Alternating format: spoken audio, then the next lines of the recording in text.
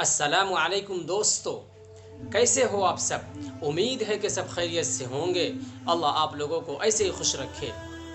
दोस्तों, आज मैं आप लोगों को एक फ़ारसी के बहुत बड़े मुसन्निफ़ व अदीब, जिनकी किताब गुलिस्ता और दबिस्ता बहुत मशहूर और मकबूल है, जिनको ज़माना शेख सादी अलैहिर्रहमा के नाम से जानती है। आज मैं उनका एक प्यारा सा वाक़या और एक बहुत ही शानदार और मज़ेदार कहानी सुनाने जा रहा हूँ। तो कहानी की तरफ बढ़ने से पहले बराए करम, अगर आपने हमारे चैनल को अभी तक सब्सक्राइब नहीं किया है तो प्लीज़ हमारे चैनल को आप सब्सक्राइब कर दें और नीचे कमेंट करके ज़रूर बताना आज का ये किस्सा और आज का ये शेख सादी अलैहिर्रहमा का वाक़या आपको कैसा लगा। तो चलिए मैं कहानी की तरफ बढ़ता हूँ। कहानी कुछ इस तरह है कि एक मर्तबा शेख सादी अलैहिर्रहमा अपने वालिद की अंगुली पकड़े हुए किसी मेले में जा रहे थे। तो रास्ते में किसी जगह बंदर का खेल देखने में सादी ऐसा मशगूल हो गया और इस तरह मशगूल हुआ कि वालिद की अंगुली उनके हाथों से छूट गया और उनको बिल्कुल पता भी ना चला। जब खेल ख़त्म हुआ तो वालिद को सामने ना पाकर शेख सादी अलैहिर्रहमा रोने लगे।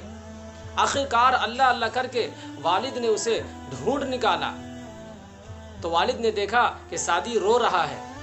तो उनके वालिद साहब ने उनके सर पर हल्का सा चपत मारा और कहा, ओ नादान बच्चे, ओ बेवकूफ़, जो बुज़ुर्गों का दामन छोड़ देते हैं वो इसी तरह रोते हैं। शेख सादी कहते हैं कि जब मैंने अपने वालिद की इस बात पर गौर किया, मैंने भी दुनिया को बिल्कुल इसी तरह पाया, एक मेले की तरह, कि आदमी उस मेले में मुझ जैसे नादान बच्चे की तरह, यानी जैसा कि मैं बंदर का खेल देखने में ऐसा मशगूल हो गया था और इस तरह मशगूल हो गया था कि वालिद की अंगुली मेरे हाथों से छूट गया और मुझे पता भी ना चला।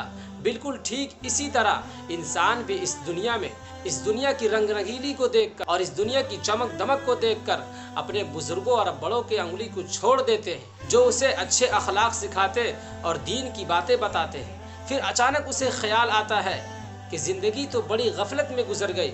फिर वो बहुत रोता और पछताता है। दोस्तों, इस किस्से का हासिल कलाम ये है कि आज उम्मत में इतनी ज़्यादा बुराइयां और इतनी ज़्यादा इख्तलाफात जो आम हो चुकी है, इसकी सबसे बड़ी वजह उलमाए दीन से दूरी है। सही और गलत की तमीज़ करने के लिए उलमाए किराम की सोहबत बहुत ज़रूरी, और उलमाए किराम की सोहबत से मुस्तफ़ीज़ होने में ही हमारी और पूरी उम्मत की कामयाबी की राज मुज़मर है।